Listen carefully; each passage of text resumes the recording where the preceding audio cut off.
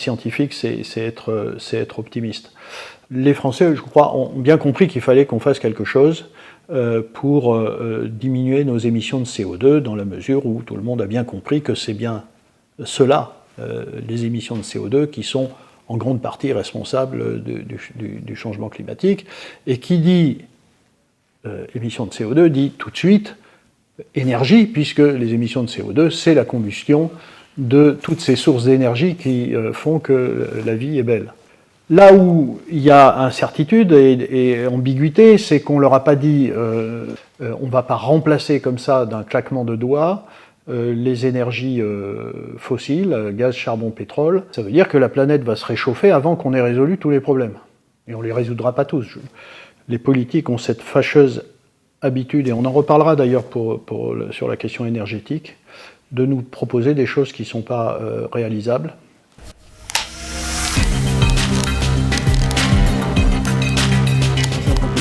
Merci de nous recevoir au Collège de France et je vais vous laisser brièvement vous présenter. Merci. Oui, donc je suis en effet professeur au Collège de France où j'occupe une chaire de chimie, mais de chimie qui s'applique à résoudre un certain nombre de problèmes liés à la transition énergétique, des problèmes de stockage de l'énergie. On aura l'occasion d'en parler. Alors, je me permets de dire que j'ai, je crois, une certaine légitimité à parler de ces questions-là. Je veux dire pas uniquement les problèmes compliqués que je traite dans mon laboratoire avec mes chercheurs, étudiants, mais je dirais la question plus générale de la transition énergétique, parce que ça fait presque 30 ans que je travaille sur ces sujets dans mon laboratoire. Ça fait une quinzaine d'années que je suis au Collège de France et une partie de mes enseignements portent sur ces sujets-là. Ensuite, je suis membre de l'Académie des sciences où je préside depuis 5 ans ce qu'on appelle le comité de prospective en énergie qui produit un certain nombre de rapports régulièrement à destination des décideurs politiques.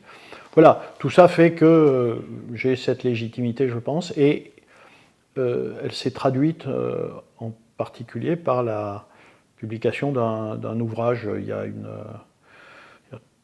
3-4 ans, qui s'appelait donc Altocatastrophisme, les vérités de la transition énergétique, où je mets un certain nombre d'idées qu'ensuite je développe dans mes cours au collège, en particulier ces dernières années. D'accord, ben merci pour ça, pour cette présentation. Alors moi j'ai une question, deux questions, une relative à vous personnellement. Comment est-ce que vous vous sentez aujourd'hui, ces derniers jours, par rapport à la situation, par rapport à tout, personnellement, ou la situation économique de la France? Vous voulez dire la situation politique Tout, un petit peu, voilà, votre état d'esprit aujourd'hui, là, en venant vous voir aujourd'hui, dans quel état d'esprit je vous trouve? Alors, je suis, comme beaucoup, inquiet. Enfin, comme mon sentiment est rarement l'inquiétude trop longtemps, mais je fais partie des gens qui sont plutôt optimistes. D'une certaine façon, je ne ferais pas de recherche si je n'étais pas optimiste. Enfin, je crois que la recherche est une marque d'optimisme, puisque il s'agit bien de se projeter en permanence sur l'avenir avec des solutions qu'on cherche, et si on les cherche, c'est parce qu'on a l'espoir de les trouver. Donc voilà, donc pour moi, être scientifique, c'est être optimiste. En même temps, c'est être conscient qu'il y a des problèmes et qu'il faut les régler. Alors, la situation est malgré tout inquiétante parce que, quel que soit le côté politique que je regarde, je vois bien qu'il y a... on est dans une situation... Alors, c'est peut-être lié au fait que les partis ont été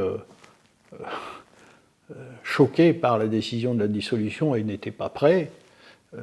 On peut se demander d'ailleurs quand est-ce qu'ils sont prêts réellement, parce qu'ils ne le sont jamais. Mais là, ils ne le sont pas, et donc ils ont été obligés de produire des programmes où je ne vois pas des choses qui me semblent être essentielles. Et la question de l'énergie en particulier n'est absolument pas traitée. La question de la recherche et de l'innovation n'est pas traitée. La question de l'enseignement supérieur, voilà. Bon, tout ça est de toute façon malheureusement assez secondaire en général, et elle l'est en particulier dans ces campagnes. Donc c'est les sujets qui manquent. La deuxième remarque que je ferai, c'est que je crois qu'il y a un vrai problème, et je m'étais exprimé d'ailleurs sur le sujet publiquement à travers une tribune il y a 2 ans, où je faisais le même constat, à savoir que les politiques ont cette fâcheuse habitude, et on en reparlera d'ailleurs sur la question énergétique, de nous proposer des choses qui ne sont pas réalisables,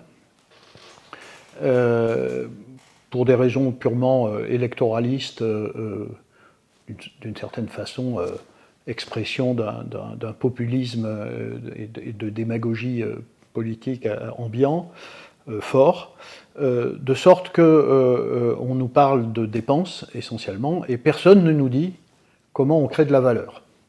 Comment un pouvoir d'achat, qui est sans doute une question qui intéresse les Français au plus haut point, il faut leur dire quand même que, avant d'être distribué du pouvoir d'achat, il faut le créer.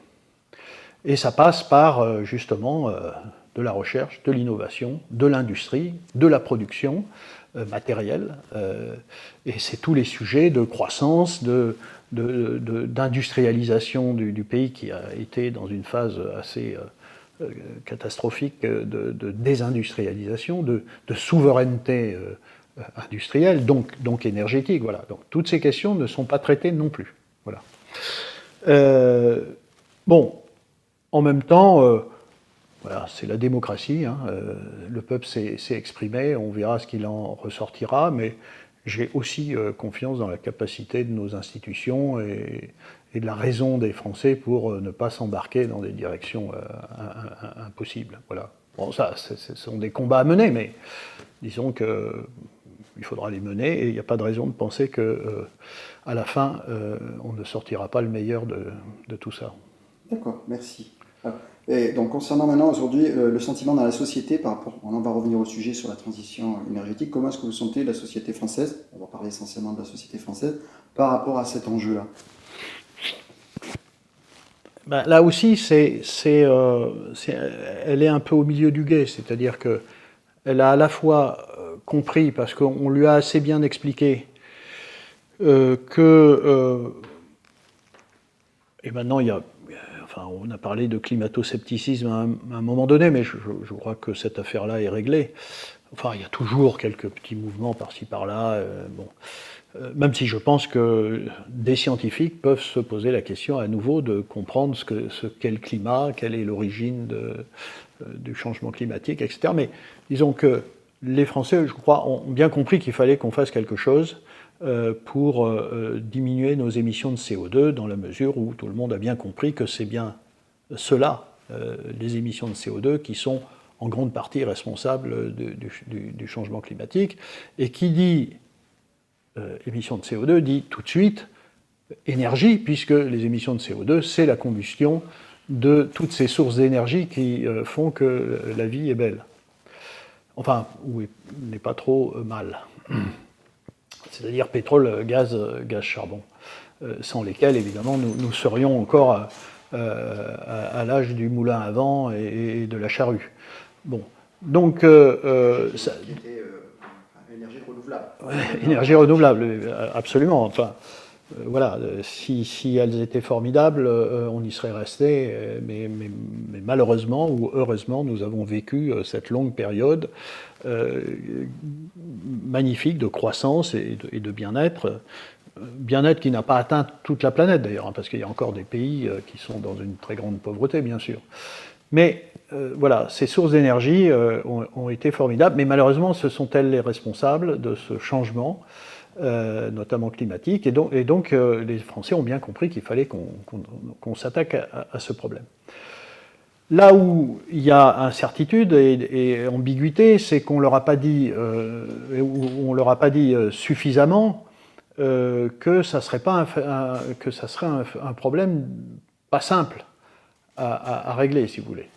On ne va pas remplacer comme ça, d'un claquement de doigts, les énergies fossiles, gaz, charbon, pétrole, parce qu'il n'y a rien qui peut remplacer ces énergies-là. Donc, on a fait croire un peu trop aux gens que on pourrait faire ça, cette transition énergétique, se débarrasser totalement des énergies fossiles et par ailleurs d'autres, et également du nucléaire, pour ne vivre que de vent et de soleil, et que ceci pouvait se faire en quelques années. Et donc ceci est absolument ridicule. Ceci n'est pas possible, pour tout un tas de raisons, en particulier scientifiques et techniques. Alors on donnera quelques exemples, par exemple, de comment les problèmes sont posés et comment on peut les résoudre. On prendra, si vous voulez bien, l'exemple de la biomasse et de l'hydrogène, mais on pourrait en prendre d'autres. Et puis pour des raisons, évidemment, alors c'est pas ma spécialité, mais elles sont évidentes, des raisons économiques et sociales. Sociales, on l'a bien vu avec les Gilets jaunes. Économique, on voit bien que cette transition énergétique coûte très très cher, enfin énergétique, écologique et environnementale. Hein. Il n'y a pas que l'énergie, donc elle va coûter très très cher.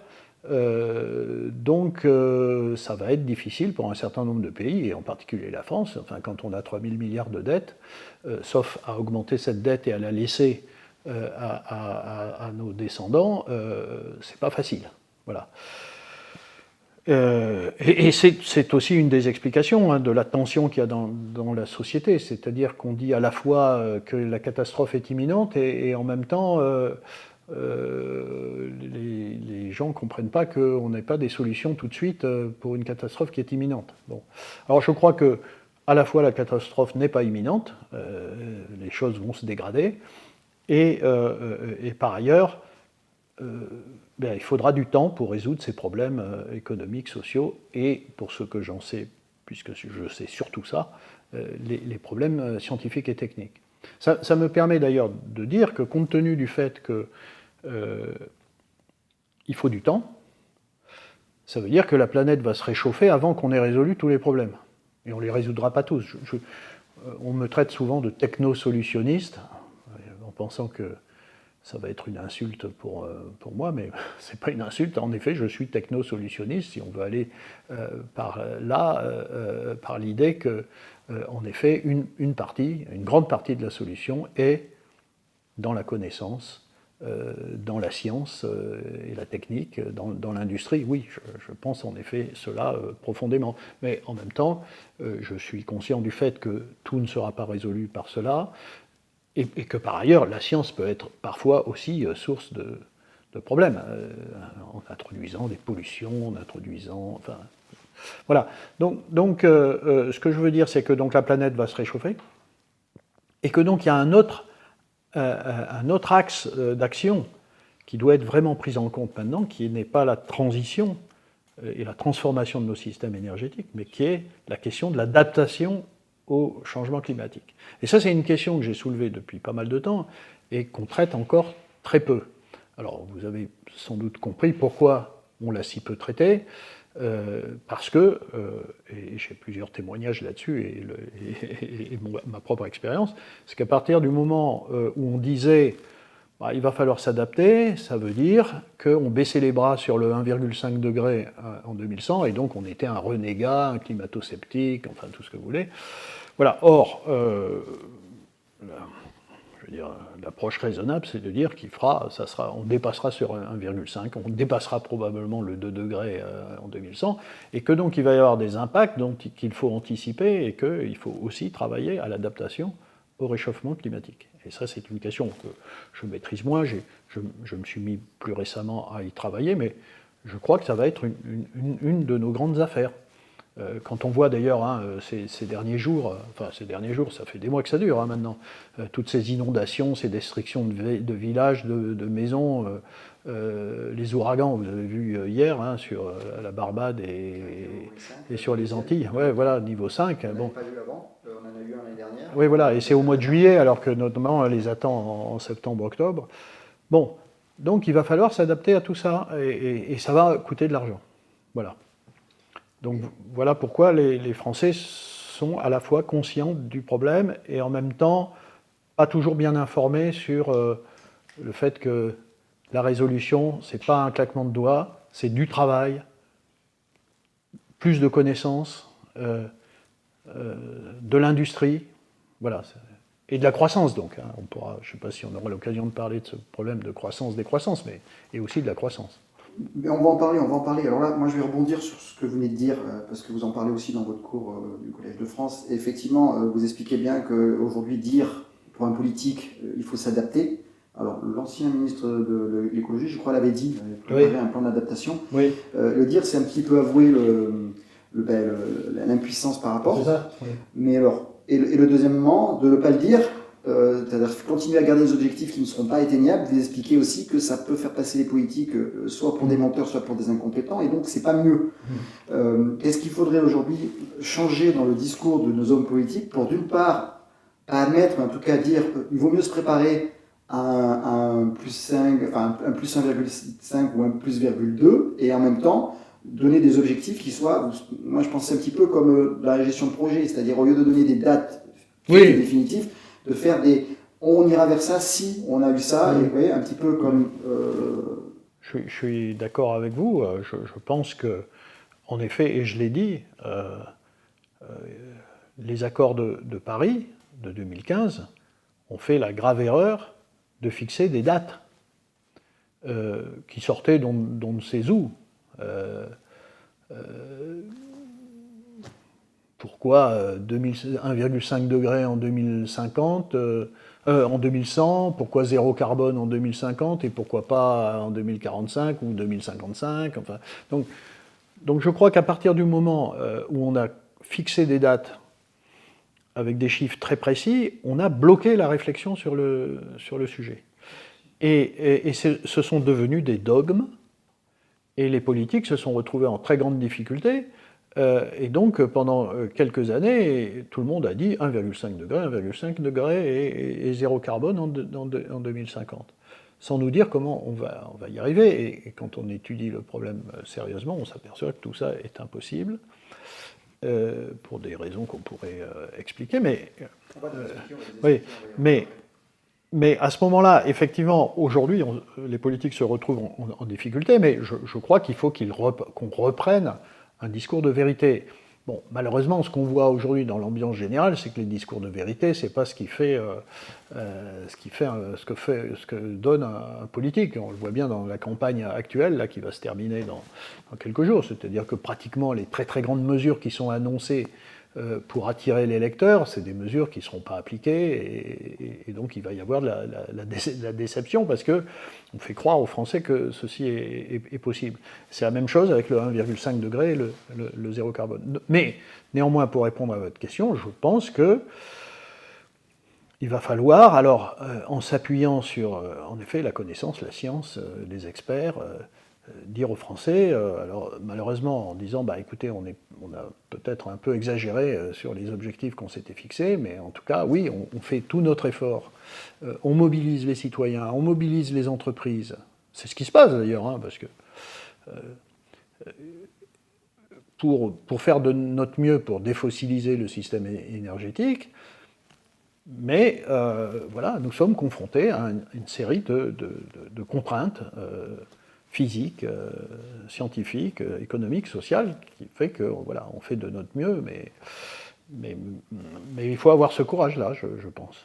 Et est-ce que dans cette partie courage, il ne pourrait pas s'expliquer, pas juste en disant c'est pas nous, c'est les autres, mais effectivement en expliquant que aussi, même si la France, par exemple, demain revenait au Moyen-Âge, à tout renouvelable, de toute façon, le monde est globalisé, le climat est globalisé, et aujourd'hui on a des pays qui sortent de la pauvreté en croissance, des pays avec plusieurs milliards d'habitants comme l'Inde, la Chine et l'Afrique en devenir avec, je crois, plus de 2 milliards d'habitants à horizon 2100, plus 2 milliards d'habitants en 2100, et avec 1 milliard d'habitants qui sont là aujourd'hui, qui vont sortir de la pauvreté, et rien que ces effets-là, ça serait quand même assez simple à comprendre que rien que tous ces effets-là, de ces peuples-là qui vont accéder, ils ne peuvent pas accéder directement à l'hydrogène ou l'électrique, hein, on en parlait tout à l'heure, ils vont passer par les combustibles fossiles, parce que comme vous dites dans votre cours, en 2050, l'IAE annonce de toute façon plus de consommation de pétrole et de gaz qu'aujourd'hui. Oui, bien sûr. Donc peut-être ça serait une façon raisonnable de nos politiques d'expliquer que en France, effectivement, on va faire ces efforts-là,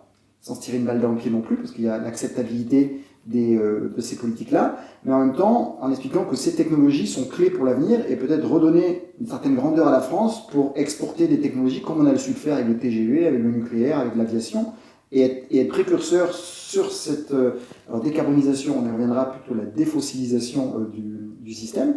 Est-ce que ça ne serait pas une piste aujourd'hui pour que nos politiques retombent sur leurs pattes, c'est-à-dire continuer à pouvoir investir dans la recherche et le développement, là, il y a quand même des plans où il y a un petit peu de... Enfin, on en reparlera, et préparer les Français à dire ne baissez pas les bras, mais en même temps, il faut s'adapter, parce qu'on n'est pas les seuls dans le bateau, et d'autres continents seront moins en avance, de toute façon ne peuvent pas y être au rendez-vous. Alors, vous soulevez le problème que la question est globale. Donc, en effet, il faut assumer cette réalité. Pendant longtemps, c'est sûrement encore le cas, quand je disais la France, à la louche, n'émet que 1% des émissions de CO2 et que si elle disparaissait de la planète, ça n'aurait strictement aucun impact sur le climat, tout de suite, vous êtes attaqué et on vous dit dans ce cas-là, c'est quoi votre proposition? C'est de ne rien faire parce que nous ne pesons que 1%. Non, c'est pas ça que je dis. Je dis simplement que, à nouveau, si nous allions dans une dynamique de décroissance massive, d'appauvrissement pour limiter nos émissions de CO2, dans un seul pays comme la France, ça ne résoudrait strictement rien.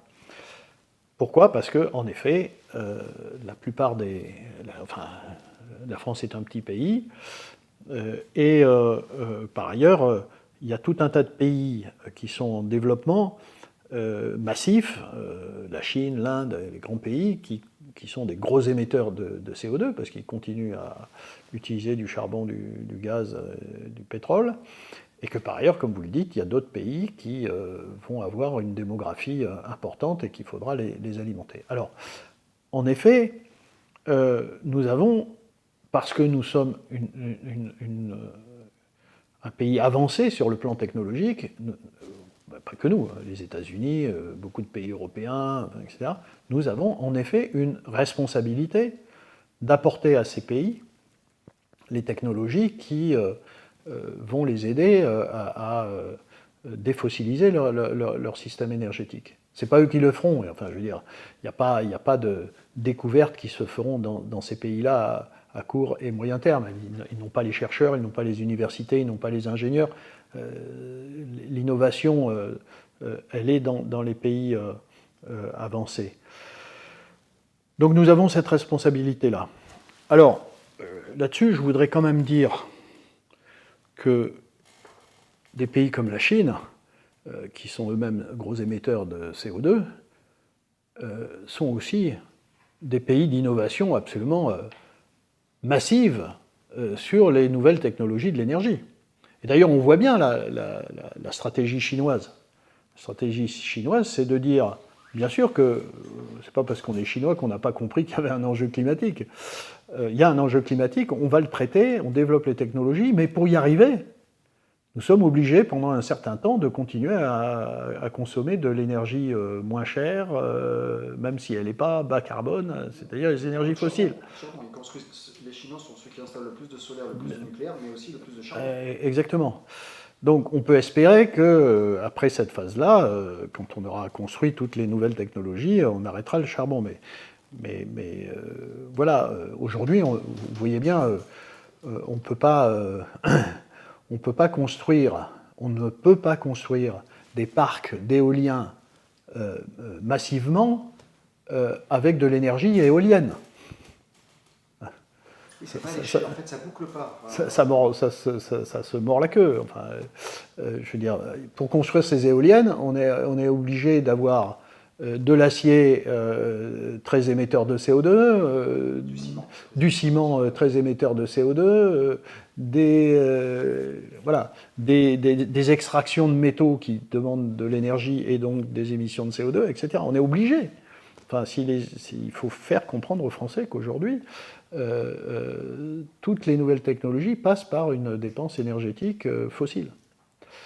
Voilà. Mais il faut y aller. Et donc, en effet, ça prendra du temps, et donc, en effet, on continuera à consommer du pétrole. Mais le problème est en effet global, et en tout cas, il faut effectivement s'assurer que tout le monde joue le jeu.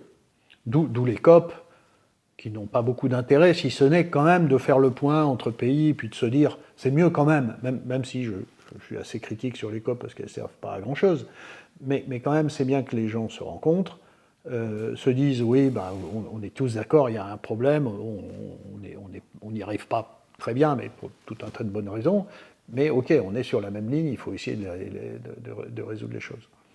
En parlant justement de COP, donc ce que vous dites, c'est très juste. Je trouve que c'est quand même bien que tous les pays puissent se parler, parce que tout le monde a compris qu'on est sur le même bateau. En plus, au COP, je crois, contrairement à l'ONU, chaque pays a une voix, enfin chaque pays a un siège. Bien sûr, il n'y a pas de décisions qui sont prises, hein, c'est des orientations, mais c'est important de les avoir quand même.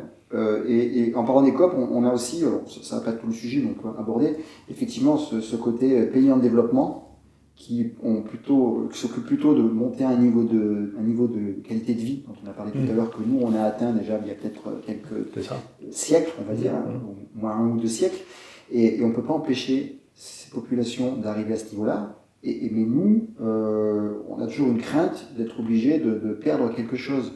Alors moi j'ai souvent tendance à dire, on a vécu une ère de consommation dans les années 80, ensuite on est passé en surconsommation, et aujourd'hui, depuis une quinzaine d'années, on est en hyperconsommation. Je pense que peut-être en revenant à des fondamentaux dans notre société, on ne perdrait rien en qualité de vie, et au contraire, on pourrait gagner, et on serait un petit peu plus sobre, même si on a compris que c'est pas ça qui résolverait la chose, mais ça peut rendre une transition acceptable, vous pensez ? À nouveau, c'est une question d'équilibre. Bien sûr que nous sommes des sociétés gaspilleuses de ressources, d'énergie, de denrées alimentaires, etc. Donc il y a un vrai enjeu de faire mieux. Bon, dire qu'on ne s'est pas occupé de ça, c'est aussi faux. Je veux dire, dans l'industrie, par exemple, les gens passent leur vie à essayer, ne serait-ce que pour augmenter leurs profits, de diminuer tous les coûts. Donc, je veux dire, la question de l'efficacité énergétique, enfin moi qui connais le domaine de l'industrie chimique, c'est clair que dans l'industrie chimique, les gens ont passé leur vie à essayer d'améliorer l'efficacité énergétique des systèmes. Donc, l'effort existe. Par ailleurs, oui, la conscience est maintenant prise de cette nécessité de limiter les gaspillages, d'être sobre, d'améliorer l'efficacité énergétique, de limiter les émissions de CO2. Il faut quand même rappeler aux gens que malgré une croissance, et c'est là qu'on revient à la question, y a-t-il compatibilité entre croissance et baisse des émissions de CO2 ? Il faut quand même dire qu'il y a des régions du monde dans lesquelles on croît, le PIB par habitant augmente et les émissions de CO2 diminuent. L'Europe est un continu depuis plusieurs dizaines d'années. Depuis 1980, les émissions de CO2 diminuent. Et la croissance augmente. C'est encore plus vrai des États-Unis où la croissance est formidable et où les émissions de CO2 diminuent. Donc voilà. Donc, je crois qu'en effet, il faut dire que c'est possible dans une certaine limite. Mais il faut une certaine limite. C'est-à-dire qu'il faut quand même de la croissance, parce qu'il faut des ressources pour la transition énergétique, donc il faut de la croissance. Il ne faut pas donner des objectifs de consommation qui soient trop bas, comme on peut le voir dans certains scénarios, y compris les scénarios officiels français, hein, le scénario national bas carbone, la SNBC, stratégie, pardon, c'est pas scénario, stratégie nationale bas carbone, etc. Vous l'avez corrigé, ça. Enfin, vous leur avez fait corriger. Je leur dis, mais voilà, donc il faut trouver le bon équilibre. Hein, donc oui. Faisons la transition énergétique, en effet, vous avez raison, il faut le dire, c'est pas que un problème de sciences et techniques et de nouvelles technologies, c'est aussi la sobriété, voilà, les changements de mode de vie. Enfin, on a vécu quand même au moment de enfin c'était en fin 2022, début 2023, cette situation dans laquelle les réacteurs nucléaires en France, de nombreux étaient arrêtés, qu'il y avait la guerre en Ukraine, etc., et qu'il y avait des problèmes de disponibilité de ressources, notamment gaz. Bon, on a dit aux Français, chauffez-vous à 19 degrés. Bon, bah, moi j'ai fait ça, d'ailleurs depuis j'ai pas changé, et on vit très très bien à 19 degrés, enfin je veux dire dans un appartement ou dans une maison, il n'y a pas besoin d'être à 23 et à 24.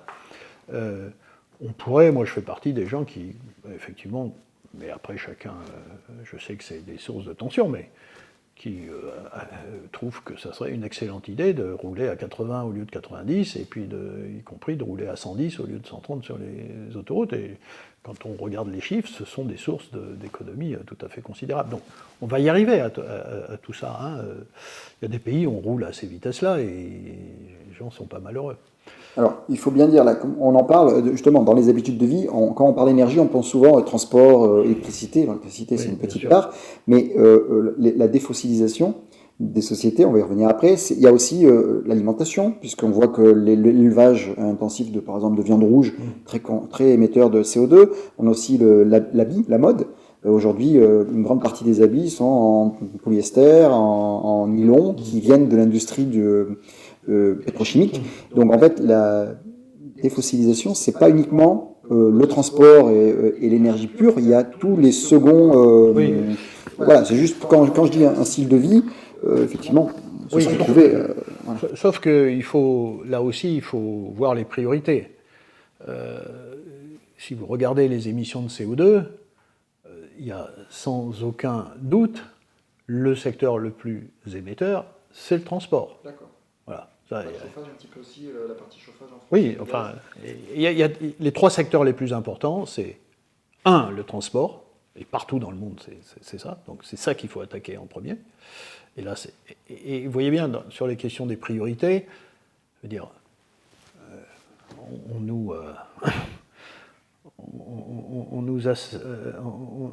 nous assaisonne en permanence avec la question de l'aviation et du transport aérien, mais enfin c'est epsilon par rapport au transport routier. Je veux dire, pour le coup, bien sûr que l'aviation, d'ailleurs l'aviation a fait des énormes progrès en termes d'efficacité énergétique. Hein. Enfin, en quantité d'énergie par personne et par kilomètre, c'est moins que la voiture. Oui, c'est 3 litres. Ouais, 2 voilà. et 4 Voilà. Donc, il y a eu des efforts considérables, et puis en plus, c'est qu'une petite partie. Alors, effectivement, on nous dit que c'est que les riches qui voyagent en avion, ce qui est faux d'ailleurs. Mais bon, non, mais c'est la voiture. Voilà, c'est la voiture individuelle. Bon, donc il faut travailler là-dessus. C'est l'habitat, en effet, c'est le chauffage. D'ailleurs, hein, vous savez que 70% de l'énergie que nous consommons, c'est de la chaleur. Oui. C'est essentiellement la chaleur. Et donc, une grande partie, c'est dans l'industrie, et c'est dans l'habitat. Et le troisième pôle, c'est l'industrie. Alors, maintenant, vous avez parlé spécifiquement des tissus, des plastiques, des polymères, etc. Alors, en effet, une partie, en gros, hein, vous voyez, pour donner quelques chiffres, ça donne des ordres de grandeur. Hein, la France consomme 1600 TWh d'énergie. Bon. Il y a 1000 à 1100 TWh qui viennent des fossiles. D'accord ? Et en particulier du pétrole.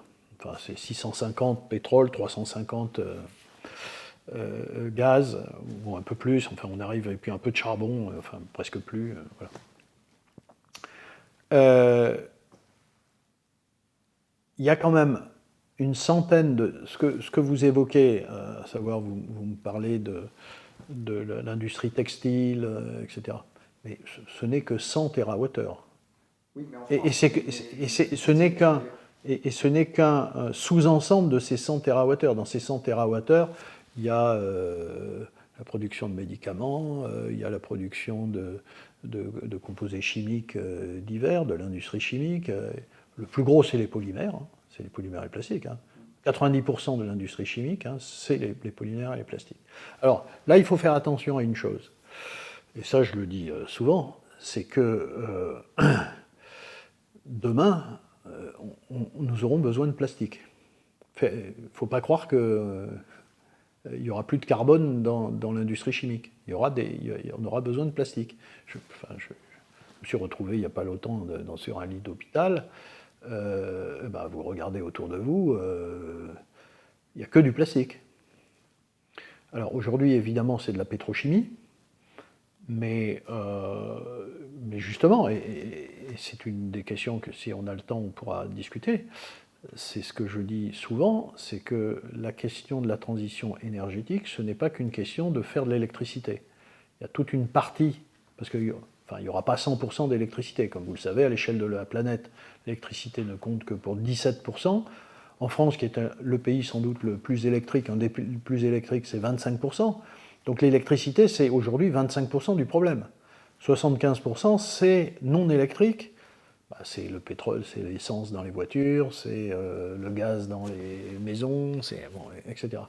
Et c'est tout le carbone, la pétrochimie pour les plastiques, l'industrie chimique, les médicaments, les solvants, les fibres, les textiles, etc.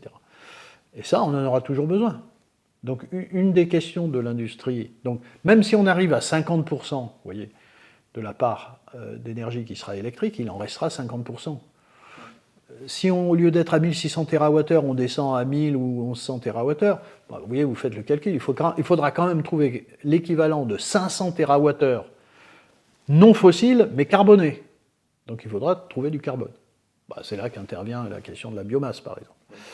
Donc attention, demain, il y aura plein de plastique encore, sauf qu'il faudra trouver d'autres sources de carbone que le pétrole pour faire ces plastiques. D'accord. Et je pense qu'on va continuer à s'habiller dans le futur. Oui, mais on voit bien, en ayant un peu étudié ça, alors vous avez raison, en France c'est une très petite partie, mais on sait bien qu'aujourd'hui le textile n'est pas fabriqué en France, oui, on l'importe, c'est une partie importée.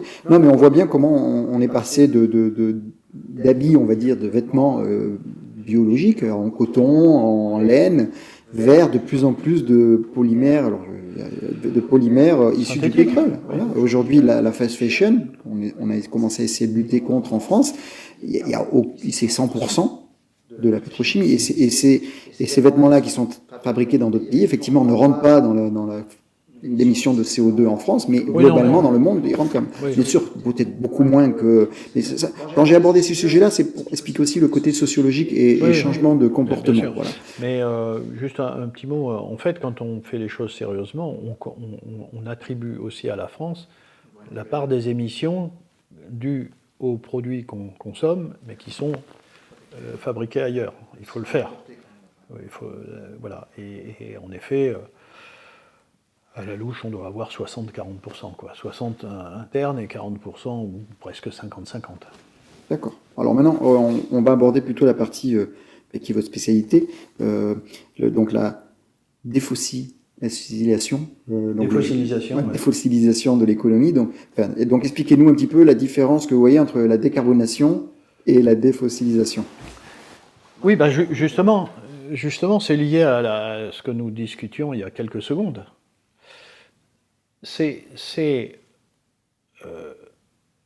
J'ai souhaité remplacer ce mot de décarbonation qui est tout le temps utilisé par un autre mot, et j'expliquerai pourquoi défossilisation, mais on comprendra tout de suite, parce que à cause de ce problème climatique, le CO2 et le carbone sont devenus des horreurs dans l'inconscient collectif de l'humanité. Alors, il faut rappeler quand même que tous les appels à décarboner la planète sont absolument absurdes. Il faut quand même rappeler que le CO2 est une molécule qui existe depuis le début de l'humanité, de la Terre, d'ailleurs à des quantités beaucoup plus importantes qu'aujourd'hui, à certaines périodes depuis 4 milliards d'années, et que la vie, le CO2, est une des grandes molécules du vivant. C'est cette molécule qui fait le lien entre l'humanité et la nature, les plantes, par ce mécanisme, par ce double mécanisme de photosynthèse d'une part et de respiration d'autre part. Je les explique en deux mots. Par la photosynthèse, les plantes capturent le CO2 et produisent toute la biomasse qui nous entoure, les sucres, glucose, enfin, etc. Donc, c'est toute cette matière carbonée. Donc, la planète n'est que carbonée. Et qu'une partie de ce carbone nous fournit notre alimentation, nous les hommes et nous les animaux, et nous respirons, c'est-à-dire que nous faisons brûler cette alimentation, cette biomasse carbonée, avec des fruits, des légumes, la viande. Et cette combustion redonne le CO2 et ça ferme le cycle, puisque la combustion de notre alimentation conduit à du CO2. Donc le CO2 est un élément clé de la nature, et ça continuera jusqu'à la fin des temps. Donc il faut rappeler ça, le CO2 n'est pas la molécule affreuse dont il faut absolument se débarrasser. Donc décarboner, ça laisse penser qu'un jour il y aura une planète totalement décarbonée et qu'il n'y aura plus de CO2. Non, ça n'existera pas. On sera mort s'il n'y a pas de CO2. Bon. Et la deuxième chose, c'est ce qu'on disait tout à l'heure, c'est-à-dire tout ne sera pas électrique, c'est-à-dire tout ne sera pas du vent, du soleil, du nucléaire ou de l'hydroélectricité, mais il y a une partie qui sera carbonée, parce que on ne mettra pas des batteries électriques dans les avions, il y aura des productions de chaleur dans le monde industriel qui ne pourront pas se faire avec des fours électriques parce que ça ne sera pas suffisant. Enfin, etc., etc., on aura besoin, et on aura besoin de carbone pour faire des polymères, des plastiques, etc., etc. Donc, la question n'est pas de décarboner, la question est de se débarrasser des énergies fossiles. C'est ça. Voilà. Et donc, j'ai pris ce mot défossilisation pour expliquer que c'est la question des énergies fossiles, c'est pas la question du carbone, c'est la question des énergies fossiles. Oui, mais j'ai bien aimé, j'aime beaucoup ce terme-là dans votre cours.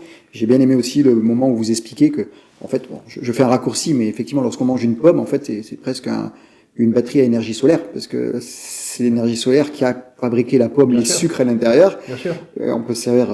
Et c'est du CO2 qui venait de l'atmosphère qui est là-dedans. Exactement, voilà, synthétisé avec la photosynthèse et les photons du soleil. Donc, en fait, on se nourrit à l'énergie solaire, entre guillemets. Absolument. Et ça, c'est passionnant de s'en rendre compte. Ouais. Voilà. Alors maintenant, rentrons dans le sujet, puisqu'on va défossiliser. On l'a évoqué au départ. Il y a plusieurs solutions, mais effectivement, on pourrait parler de la biomasse et de l'hydrogène, parce que ils font partie du rapport que vous avez fait aussi à l'Académie des sciences. Et donc, tant qu'à faire, alors là, je vous laisse carte blanche. On pourrait peut-être parler pour chacun des deux, peut-être avantages, inconvénients, et puis l'histoire du bouclage, parce que j'aime bien la façon dont vous faites le bouclage dans vos cours, pour expliquer là où on peut pas dépasser, c'est-à-dire on peut pas tout faire en biomasse, on peut pas tout faire en hydrogène, et pourquoi on a ces limites qui sont essentiellement physiques aujourd'hui du monde dans lequel on est. Ouais. Alors, peut-être, et je bascule tout de suite sur la question que vous posez, dire que la défossilisation, c'est quand même en partie de l'électrification, d'accord ? Donc ça c'est important, puisque se débarrasser des fossiles et les remplacer par du nucléaire, de l'éolien, du solaire, de l'hydro, c'est de l'électrique. Donc, par définition, défossiliser, c'est électrifier. Donc, il faut qu'on s'engage tous, et la France est déjà en avance, parce que c'est un des pays les plus électrifiés, mais vers toujours plus d'électricité. Rien que ça, et c'est colossal comme enjeu, parce qu'il faut augmenter nos capacités électriques, notre production électrique, massivement, et il faut faire suivre tous les réseaux électriques, les changer, les optimiser, les adapter à ces nouvelles sources d'énergie, c'est pas simple. Donc, rien que ça, c'est un gros enjeu. Deuxièmement, tout ne sera pas électrique. Alors, donc sur les fameux 500 TWh carbonés qu'il faudra pour l'industrie chimique, pour certains transports, pour certains procédés de production de chaleur, il faudra des carburants liquides ou gazeux, c'est-à-dire des carburants, il y a le mot carbone dedans, donc qui sont à base de carbone. Je suis assez convaincu que s'il y a un jour un avion à hydrogène, ça sera pour une personne ou deux, mais il n'y aura pas 500 personnes dans un... Enfin, moi, je ne monterai pas dedans, en tout cas. Et il n'y aura pas non plus d'avions électriques, ce sera des petits avions, éventuellement. Bon. Donc, l'aviation, et on peut dire la même chose pour le transport maritime, enfin, le transport lourd aura besoin de carburant liquide.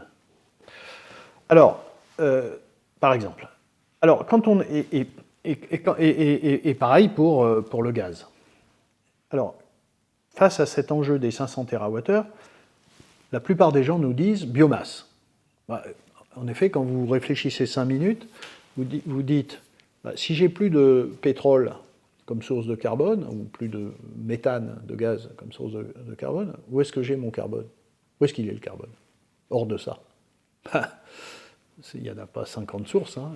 Vous en avez en gros, moi j'en identifie 3. La biomasse, c'est plein de carbone. Le CO2 lui-même. Et les déchets. Les déchets alimentaires, industriels, enfin, c'est plein de carbone qu'on n'a pas utilisé. Et on n'a pas brûlé. Donc les gens disent biomasse beaucoup. Voilà. Et donc... l'Académie des sciences et son comité de prospective en énergie s'est penché sur cette question parce que, pour moi, donc j'avais lancé le comité sur cette question-là. J'avais dit il faut qu'on travaille là-dessus parce qu'il me semble que c'est un peu le point obscur des scénarios énergétiques, en particulier en France. Et notamment, est-ce que ça boucle, justement? Est-ce que tout le monde veut faire de la biomasse? Les avionneurs nous disent « je ferai du biokérosène ». D'autres nous disent « je mettrai dans les réseaux de gaz non plus du méthane fossile, mais du biométhane pour le chauffage », enfin, etc., dans l'habitation. Donc est-ce que ça boucle? Alors, donc, donc j'invite tous ceux qui sont intéressés par la question, parce que je pense que c'est un rapport intéressant, pas trop compliqué, assez pédagogique, qui nous explique ce que c'est que la biomasse. Et le rapport est disponible gratuitement sur le site de l'Académie des sciences. Nous explique ce que c'est que la biomasse. En gros, je ne sais pas si on a le temps de rentrer dans le détail. Hein. Ouais.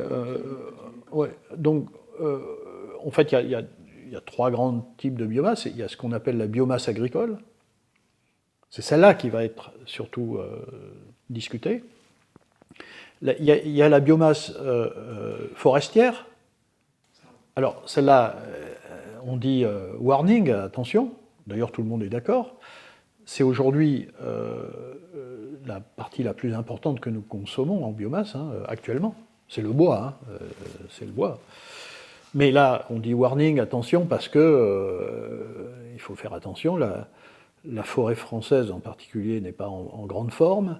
Et par ailleurs, c'est quand même un puits de carbone, donc on ne peut pas la faire disparaître trop vite, en tout cas pas aussi vite qu'elle augmente, parce qu'elle augmente, par ailleurs. Donc, nous disons, ok, on peut augmenter sensiblement la biomasse forestière, mais ce n'est pas là que va se jouer les choses. Quand vous dites une recours, c'est vrai que la biomasse forestière met beaucoup plus de temps à se régénérer. Ah ben bien sûr. La biomasse agricole qui est sur une année. C'est ça, c'est-à-dire que si vous rasez une partie d'une forêt, que vous sortez le bois et que vous le brûlez, bon, vous l'avez détruit en 1 an à peu près, vous avez distribué le bois un peu partout, vous le brûlez, bon, et vous remettez une forêt à construire, et là c'est 60 ans, 70 ans, quoi, vous voyez, 100 ans. Bon, donc ça colle pas. Alors, vous pouvez toujours dire, certains le disent, c'est de la photosynthèse naturelle, donc le CO2 qui est émis, c'est du CO2 qui a été capté par la forêt en croissance.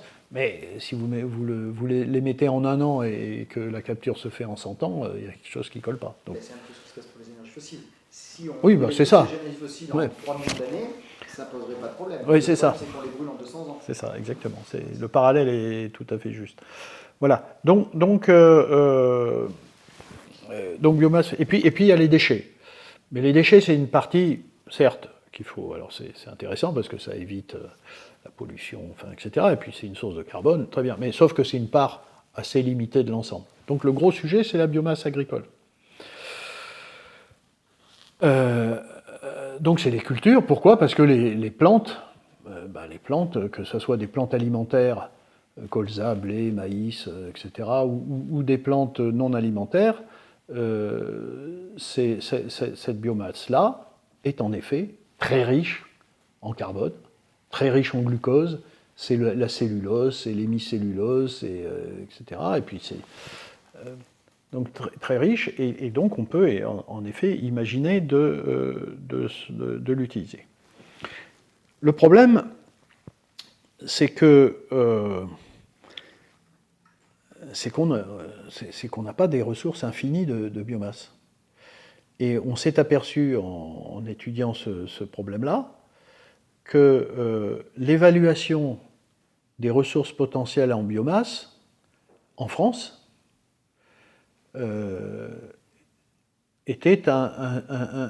donnait des résultats qui montraient que ces ressources étaient insuffisantes par rapport aux besoins.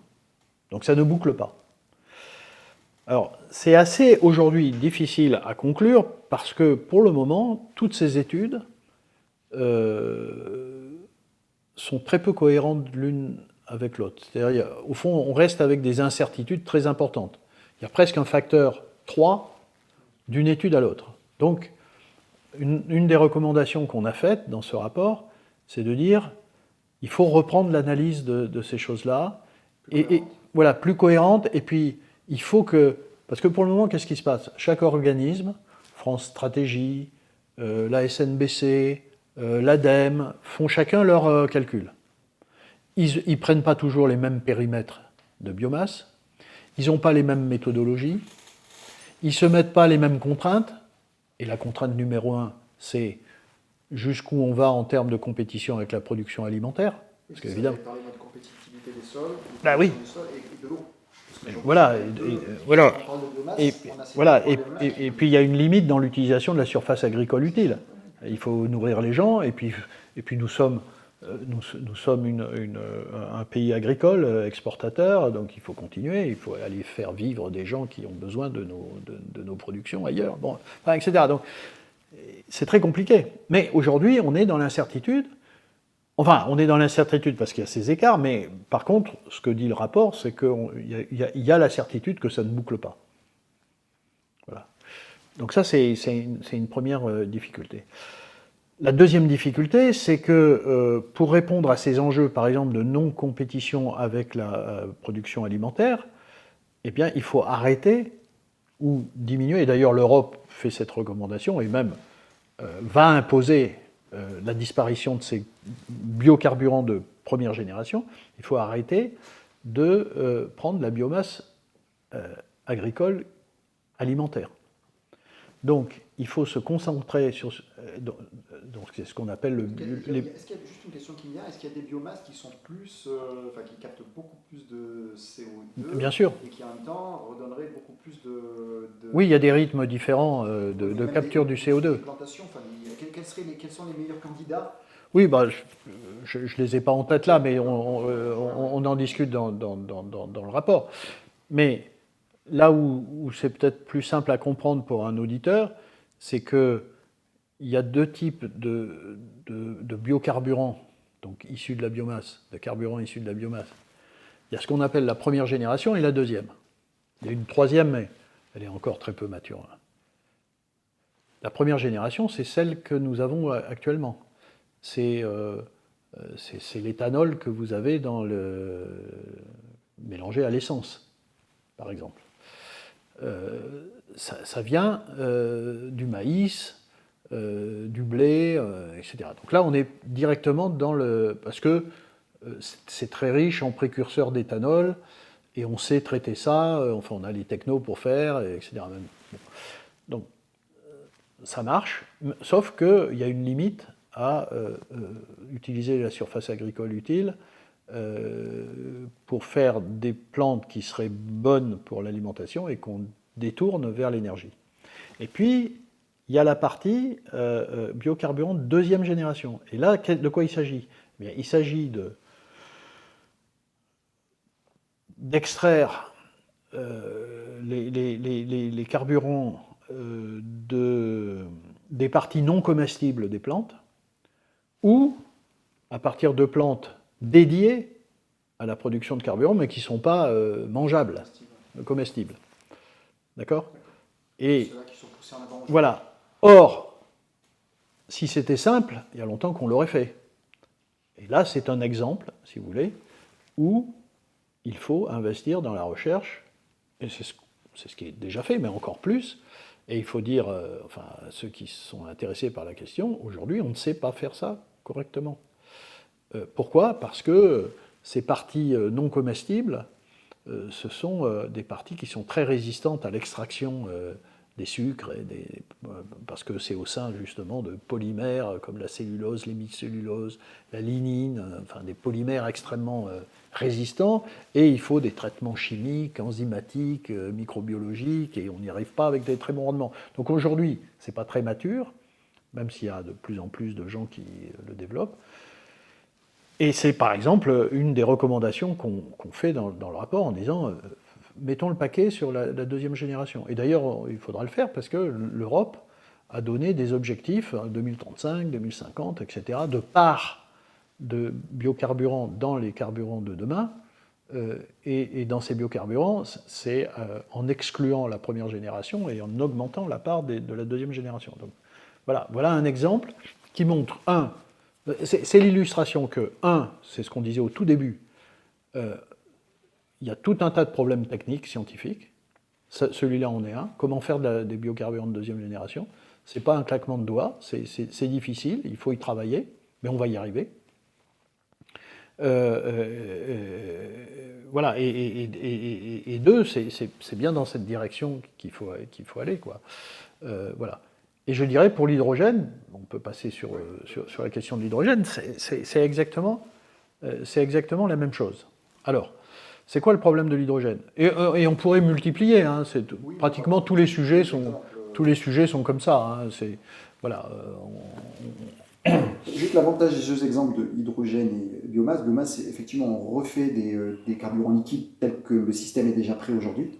Et l'hydrogène directement comme vecteur, enfin comme source de combustible et pas de carburant, il faut changer les choses. Mais en vecteur, on peut s'en servir. Enfin, on peut aujourd'hui, pas directement dans les réservoirs, mais non, on peut. Mais on l'utilise aujourd'hui. Oui, certains. Avec des problématiques de taille de réservoir, de poids de réservoir. Oui, ça c'est pour le transport. Voilà, mais on l'utilise pour autre chose et il est utile aujourd'hui. Oui, on en a combien ? À peu près 0,9 millions de tonnes. Oui, c'est ça. 1 million de tonnes en France, 10 en Europe, voilà. Oui. Oui, j'ai oublié une chose, et puis j'arrête tout de suite sur la biomasse. On a parlé beaucoup de carburant liquide. Hein, quand je dis première, deuxième génération, c'est liquide. Mais il y a la partie biogaz. Alors là, c'est peut-être la chose la plus mature. Enfin, c'est les méthaniseurs, il y en a déjà, je ne sais pas, au moins 1500 en France, ça se développe. Alors là aussi, hein, et puis la technologie, elle est assez maîtrisée. On produit du biogaz, notamment à partir de déchets. Bon. Donc, voilà. Donc ça va se développer et on va augmenter la production de biogaz, mais là aussi, il y aura des limites en ressources. Du côté de l'hydrogène, alors, l'hydrogène, aujourd'hui, on l'a dit, c'est 1 million de tonnes qui est utilisé dans l'industrie. C'est raffinage du pétrole, c'est une chose très importante, c'est la synthèse de l'ammoniac, c'est ça qui donne les engrais, et c'est quelques molécules de l'industrie chimique, le méthanol, enfin, etc. C'est 1 million de tonnes. Aujourd'hui, c'est un secteur très émetteur de CO2 puisque l'hydrogène est produit à partir du gaz, du méthane fossile, par un procédé qui est émetteur de CO2. Pour 10, hein, je crois que c'est. Oui, c'est ça. Une tonne d'hydrogène, 10 tonnes de CO2. Donc, ça serait très très bien si on pouvait, ne serait-ce que remplacer ce million de tonnes, alors on l'appelle d'hydrogène gris, parce qu'il vient du méthane, par de l'hydrogène vert qui viendrait d'une autre technologie bas carbone, que je vais expliciter. Alors, avec cette idée qu'on pourrait faire de l'hydrogène bas carbone sans émission de CO2, c'est là que le bas blesse, c'est-à-dire que tout le monde s'est embarqué en disant on va en mettre partout de l'hydrogène. On va en mettre dans les voitures, dans les avions, enfin bon, etc. Et là, ça devient délirant, parce qu'à ce moment-là, si on pousse le truc jusqu'au bout, et il y a des scénarios qui disent ça, on arrive à 4 millions de tonnes en France, Et c'est là qu'on fera le petit calcul de combien d'électricité il faut. Et en Europe, c'est encore pire. On en a 10, mais on nous annonce qu'on en fera 60 millions de tonnes. Voilà. Bon. D'ailleurs, c'est tellement. L'Europe dit que. Enfin, d'ailleurs, ne le dit pas comme ça, mais 60 millions de tonnes, c'est tellement qu'ils sont obligés d'inventer un scénario dans lequel ils en feraient 30 millions de tonnes en Europe et ils en importeraient on ne sait pas d'où. Ni comment. D'ailleurs, 30 millions de tonnes, ce qui est absolument colossal. Donc, qu'est-ce que c'est ? Donc, c'est là qu'à nouveau, il y a un excès dans. Alors, pour être positif, dans l'enthousiasme et pour être négatif, dans le délire sur les technos, quoi. Voilà. Donc, c'est quoi cet hydrogène vert ? Cet hydrogène vert, c'est de le produire à partir de l'eau. L'eau, c'est plein d'atomes d'hydrogène, c'est H2O, il y a 2 atomes d'hydrogène. Donc le rapport hydrogène sur autre atome est assez élevé, comme dans CH4 d'ailleurs, il y a 4 atomes d'hydrogène pour un carbone. C'est pour ça que c'est des bonnes sources d'hydrogène. Donc c'est de casser la molécule d'eau. Et pour ça, la meilleure façon de faire, c'est par ce qu'on appelle l'électrolyse. C'est en utilisant de l'énergie électrique. Alors l'électrolyse, c'est pas un truc moderne, hein. Ça fait longtemps qu'on sait faire de l'électrolyse. Bon. Sauf que, adressé à cette question de la cassure de la molécule d'eau, c'est assez complexe malgré tout, et je dirais quelques limites auxquelles nous sommes confrontés. Donc, c'est produire cet hydrogène à partir d'électricité et d'eau, et à ce moment-là, si l'électricité est bas carbone, parce qu'entre-temps, on aurait défossilisé la production électrique, avec le nucléaire, l'éolien, le solaire, etc., à ce moment-là, on a une production d'hydrogène qui est infiniment moins carbonée, et on peut arriver à des chiffres où c'est 1 million de tonnes d'hydrogène pour 1 ou 2 millions de tonnes de CO2. C'est presque un rapport 10 qu'on gagne, hein, donc c'est absolument intéressant. Alors tout le monde a fantasmé hein, sur cette affaire-là. Il faut rappeler aussi la chose suivante, c'est que quand on consomme après l'hydrogène, quand on le brûle, il ne donne pas de CO2 puisqu'il n'y a pas d'atome de carbone dedans, il ne donne que de l'eau comme sous-produit, donc c'est formidable. Donc, il pose des problèmes de radiation. Oui, alors, absolument, on ne va pas rentrer dans ce détail-là, mais ouais. Voilà. Donc voilà. Alors, pourquoi on n'a pas notre société remplie d'hydrogène, etc. Parce qu'il y a plein de problèmes. C'est un autre exemple, je dirais, qui permet d'expliquer aux citoyens que même si on a la volonté de faire cette transition énergétique, de défossiliser des procédés, en particulier ici la production d'hydrogène, et d'augmenter la consommation d'hydrogène parce qu'il est vert, c'est un exemple qui montre que nous sommes confrontés à des problèmes techniques, scientifiques. Alors, qu'est-ce que c'est ces problèmes ? C'est que, pour le moment, les électrolyseurs, qui sont les machines dans lesquelles se font ces transformations, travaillent avec des rendements qui sont insuffisants, n'ont pas des stabilités très très grandes, utilisent des métaux parfois nobles, donc chers et peu abondants, et que, parce que ces rendements sont pas bons, pas assez bons, il faut des quantités d'électricité absolument colossales. Donc en gros, pour 1 million de tonnes, hein, c'est ce que je dis dans mon cours, pour 1 million de tonnes de CO2, d'hydrogène, il faut à peu près 55 TWh d'électricité, c'est l'équivalent de 5 EPR de Flamanville. Voilà, rien que pour ce million de tonnes. Alors si on en a...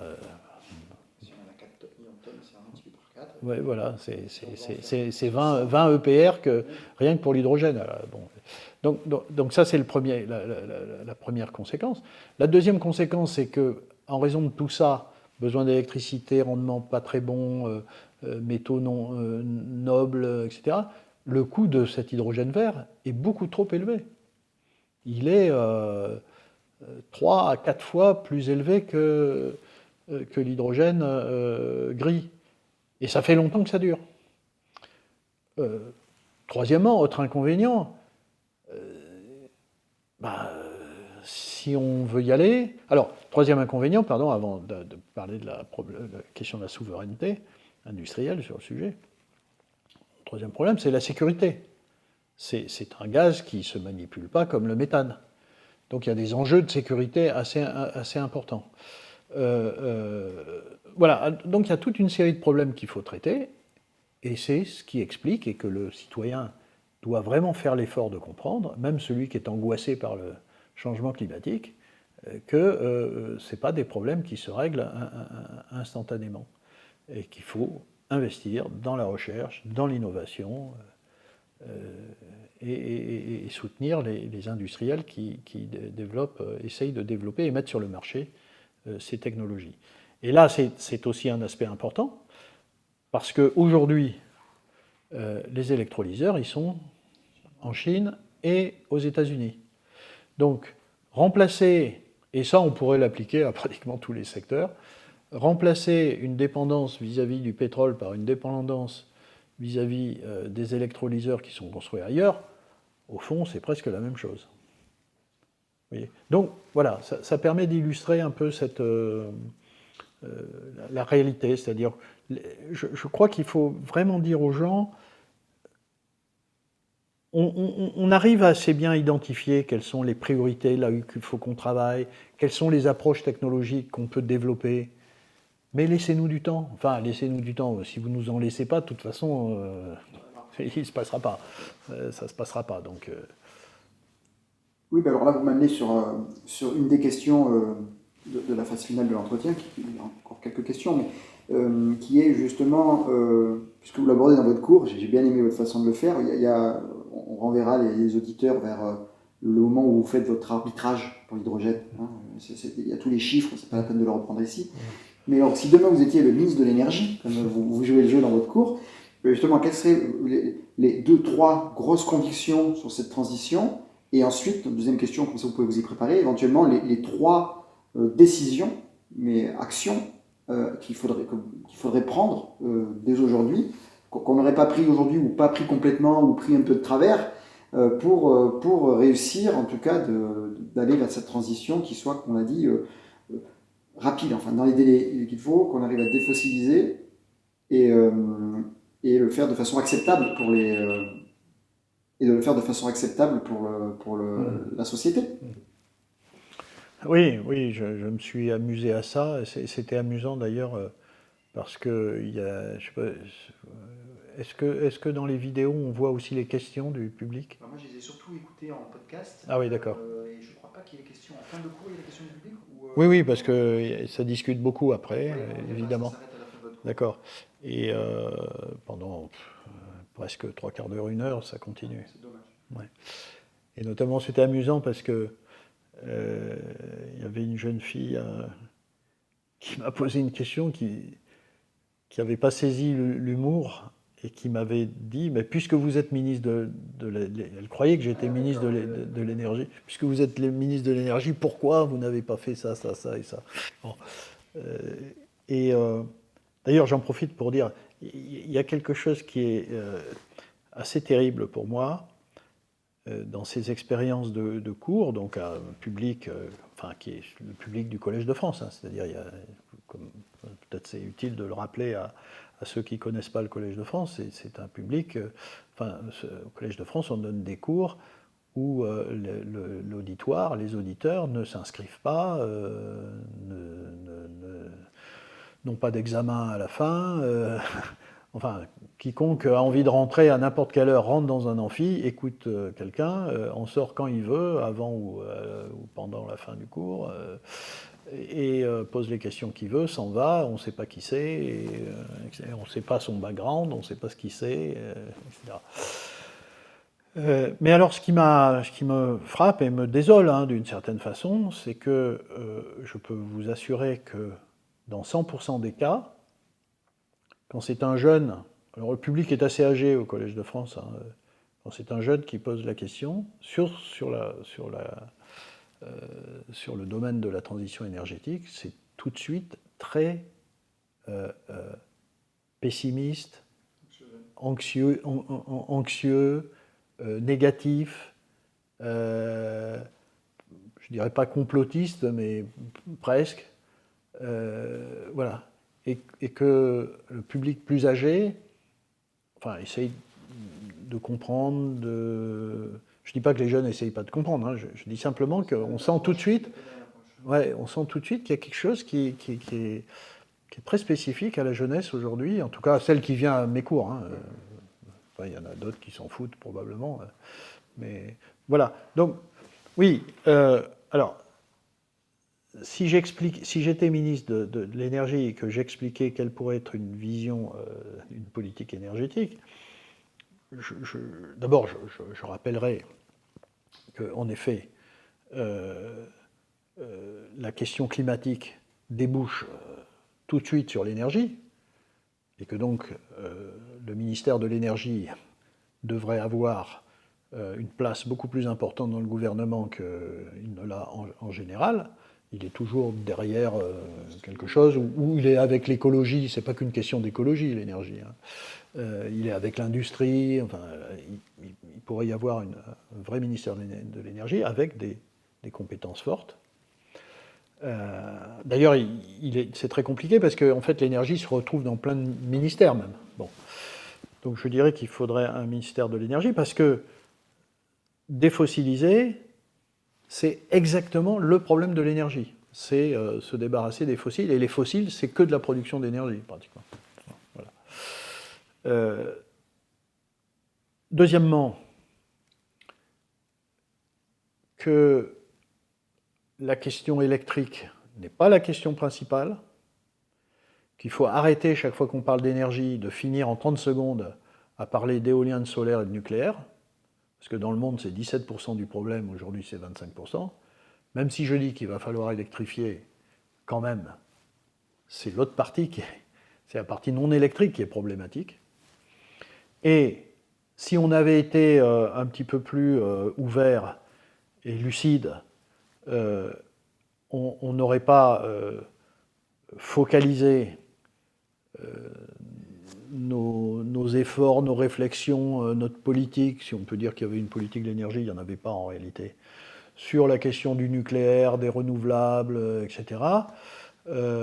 Et on aurait laissé, et on aurait été même fiers, c'est-à-dire même les plus écolos auraient dû être fiers du fait que la France est un des pays dans le monde les plus vertueux en termes d'émissions de CO2 pour sa production électrique.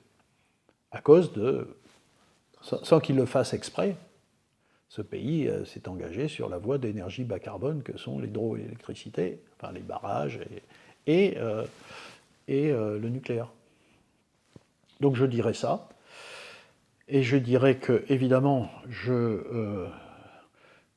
et d'ailleurs je me suis exprimé publiquement, je me suis battu contre la décision du gouvernement, enfin de François Hollande, d'annoncer la baisse de la part du nucléaire, de la fermeture de 14 réacteurs. Je me suis opposé, et d'ailleurs l'Académie s'est exprimée sur la fermeture de Fessenheim, sur le fait que le gouvernement Macron a continué sur la même lancée, a mis beaucoup de temps avant de réaliser qu'il faudrait reconstruire des réacteurs. Je dirais que ça a été une erreur colossale, et d'ailleurs une commission parlementaire, il n'y a pas longtemps, s'est exprimée, a fait un rapport là-dessus, sur le fait que c'était une erreur de ne pas construire de nouveaux réacteurs depuis 2009, de 99, pardon, depuis 25 ans, détruisant petit à petit notre industrie électronucléaire qui était en pointe, et qui traduisait une forme de mensonge aux Français. Bah, vous voyez, je parle comme un politique. Oui. Une sorte de mensonge aux Français, parce qu'en leur disant 50%, mais en ne construisant pas de nucléaire, de nouvelles centrales, c'était pas 50% qu'on visait, c'était zéro. Puisque si on ne construit pas, les réacteurs vieillissent et à un moment doivent être démantelés, et on arrive à zéro. Donc 50%, ça n'existe que si on commence à en reconstruire pour prévoir le remplacement. Donc c'était un vrai mensonge là-dessus. Donc une fois que j'aurais dit ça, j'aurais dit effectivement, alors, le plus tôt possible, de refaire des réacteurs nucléaires, Juste, je vous arrête. Bon, on va pas rentrer dans le détail du nucléaire, mais juste si vous le savez, parce qu'il y a une discussion qui se fait, est-ce que les nouveaux réacteurs justement qu'on devrait construire aujourd'hui assez en urgence, est-ce qu'ils vont continuer à aller sur les EPR, qui est une technologie franco-allemande qui nous a plutôt ralenti et qui a rajouté des sécurités un peu dans tous les sens, ou est-ce que, comme certains proposent, peut-être reprendre les plans de ce qu'on a su construire il y a 50 ans, avec le savoir d'aujourd'hui, c'est-à-dire l'amélioration, et les reconstruire plus rapidement? Et c'est une excellente question. Malheureusement, vous avez raison, mais c'est une option que j'aurais, en tant que ministre de l'énergie, j'aurais promue. C'est-à-dire, on savait faire des 900 mégawatts qui marchaient bien, c'est-à-dire la deuxième génération. Hein. Pourquoi ne pas continuer à les construire?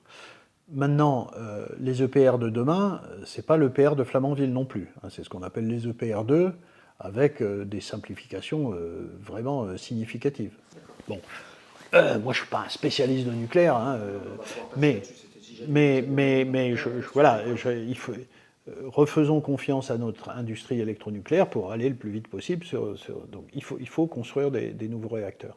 Et là, pour finir avec le nucléaire, alors moi, on peut dire que je suis pro-nucléaire, et d'ailleurs j'ai été attaqué pour ça, mais je ne suis pas pro-nucléaire parce que j'ai une passion pour le nucléaire comme ça. C'est à nouveau parce que je crois que dans un pays avancé comme la France, qui sait maîtriser cela avec une industrie et des ingénieurs de très haut niveau, nous avons une électricité bas carbone, pas si chère que ça, et sûre. Hein. En base, on produit de l'électricité, et quand il fait beau, quand il fait mauvais ou la nuit, ça continue à produire l'électricité. Bon. Et on en vend aux autres, décarboné. Ouais, et on en vend aux autres. Hein. J'ai vu les chiffres de 2023, hein, il n'y a pas longtemps. Nous exportons, nous sommes redevenus le premier pays exportateur d'électricité d'Europe. 50 TWh, ça fait quand même 4 milliards d'euros de ressources. Bon, donc tout ça est très bien. Donc, et je rajouterai, pour finir avec le nucléaire, que, attention, mesdames et messieurs, le nucléaire durable, c'est pas celui-là. C'est la 4e génération. Donc, de toute façon, il faut y aller sur la 4e. D'ailleurs, d'autres iront. Si c'est pas nous, d'autres iront, et à nouveau, on va être dépendant des autres. Mais essayons d'y aller. On était pionniers là-dedans. Donc, voilà, en tant que ministre, je demanderai à ce qu'on me suive sur la 4e génération. Et je suis, pour le coup, assez convaincu que, évidemment, tout ça prendra un peu de temps, et je ne vois pas d'inconvénient.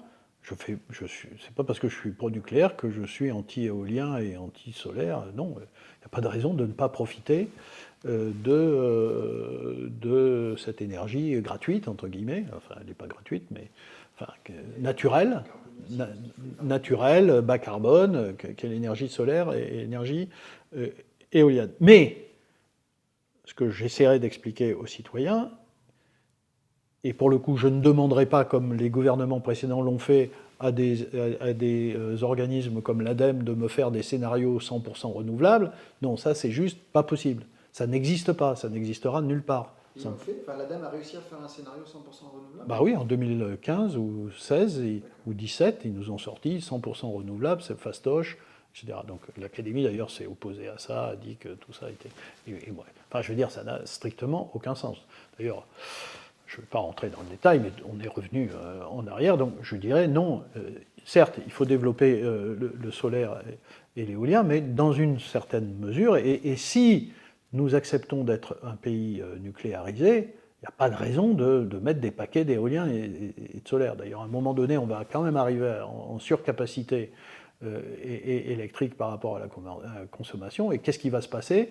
C'est que dans les moments où on va avoir un paquet d'électricité renouvelable, parce qu'il fait beaucoup de vent et plein de soleil, on va arrêter nos réacteurs nucléaires, donc on aura... Et ça arrive déjà, hein, je ne sais pas, vous avez vu, au mois de mai, il y a eu tout un week-end, on a arrêté 4 réacteurs.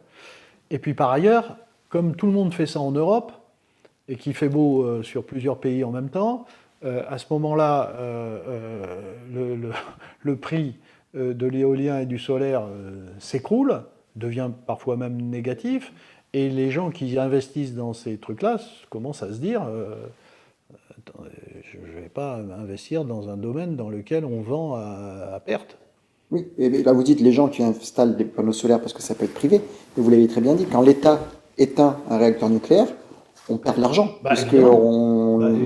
on n'a plus... Voilà, donc j'essaierai d'expliquer aux gens que l'électricité, c'est un équilibre. Alors c'est spécifiquement français, parce qu'il y a des pays qui sont aussi nucléarisés que la France, il n'y en a pas 50. Voilà, mais c'est notre caractéristique et je poursuivrai là-dedans. Ça, c'est la première chose. Et puis, pour le reste, je dirais, écoutez, il faut qu'on dégage des priorités, parce qu'on ne pourra pas tout faire. Donc, je regarde le camembert des émissions de CO2, et je vois le transport et routier. Je ne fais pas une obsession sur l'aviation, même si on va me dire, tu défends les riches avec ça. Mais c'est le transport routier, numéro 1. Donc, il faut aller vers la voiture électrique. Je pense que c'est une... camion électrique aussi. Oui, enfin, tout ce qui peut être électrifié jusqu'à une certaine taille, parce qu'à un moment donné, ça ne marche plus, il vous faut une batterie tellement énorme. Bon. Et il faut que tout ça monte en même temps que la production électrique, hein, parce que, vous voyez, 30 millions de véhicules électriques, hein, c'est 100 TWh. Hein. On en a 50 d'avance. Hein? Oui, alors c'est vrai, c'est ce que dit RTE. Donc, effectivement, voilà, mais il va falloir monter un peu...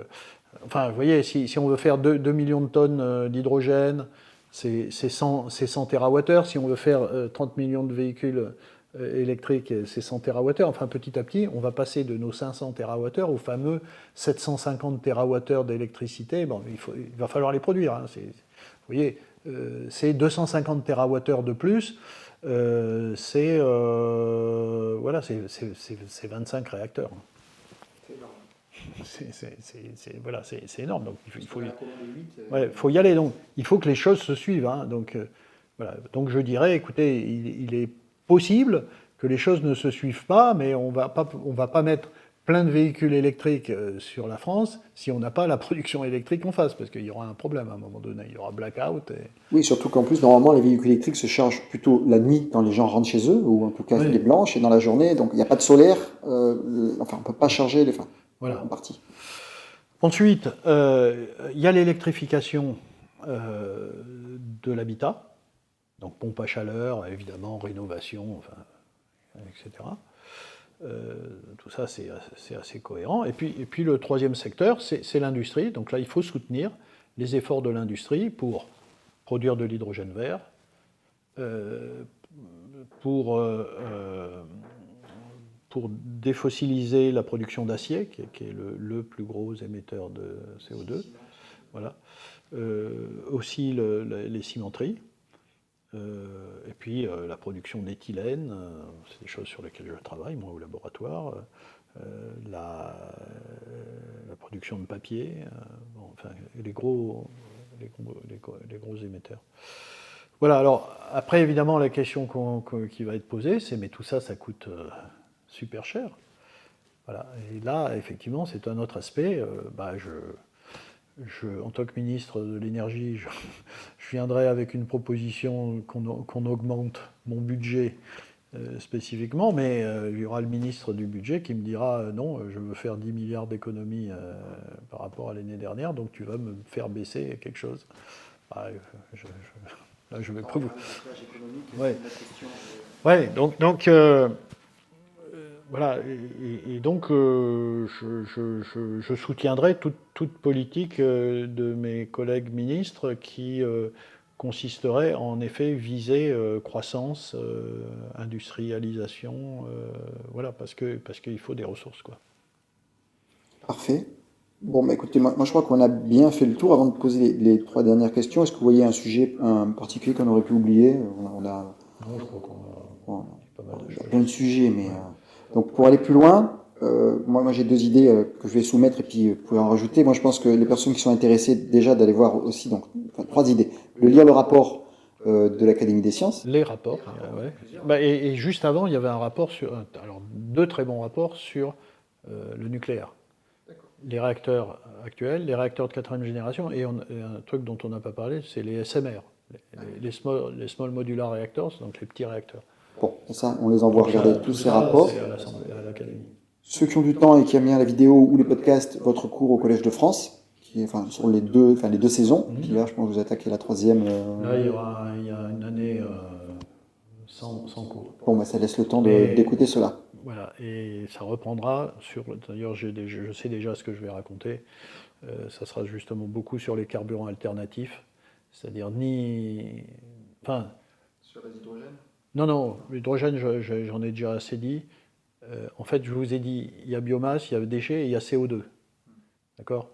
Donc, c'est la partie valorisation du CO2. Qu'est-ce qu'on peut faire avec le CO2? Voilà. Peut-être le titre du cours sera que faire du CO2? Point d'interrogation, 2 points de la chimie. Point d'exclamation. Ça tombe bien, ça correspond à votre chaire Oui, c'est ça. ici au Collège de France. Dernièrement aussi votre livre, Halte au catastrophisme, les vérités de la transition énergétique, qui est aussi facile d'accès, facile à lire, avec beaucoup de bons commentaires sur les librairies en ligne. Moi, à titre personnel, je voudrais poser une question. Est-ce que vous auriez, là, après notre discussion, dans la continuité de faire comprendre toutes ces enjeux de société, et pas uniquement sur la transition énergétique, ou sur la transition énergétique, 2 ou 3 personnes que vous me conseillerez d'aller interviewer, parce que vous les trouvez de qualité dans leur domaine, vous les trouvez pédagogues dans ce qu'ils font. Ça peut être des collègues, ça peut être dans tous les domaines. Ça peut être de la sociologie, Ah, d'accord. voilà, on ne s'arrête pas. Hors des sciences? Ça peut être hors des sciences. C'est tout ce qui peut être utile demain à notre société pour avancer vers le futur qu'on va construire ensemble. Quelqu'un qui me vient tout de suite à l'esprit au Collège de France, c'est Philippe Aghion, l'économiste, qui est un spécialiste justement du rôle de l'innovation dans l'économie et en particulier sur la question de la transition. Comment la finance peut-être? Oui, voilà, des choses comme ça. Au point de vue économique, sur le plan économique, il y a peut-être quelqu'un comme Christian Gaulier, qui est le directeur de l'école d'économie de Toulouse, qui est un grand défenseur de la taxe carbone. Donc ça peut intéresser. Ça peut intéresser.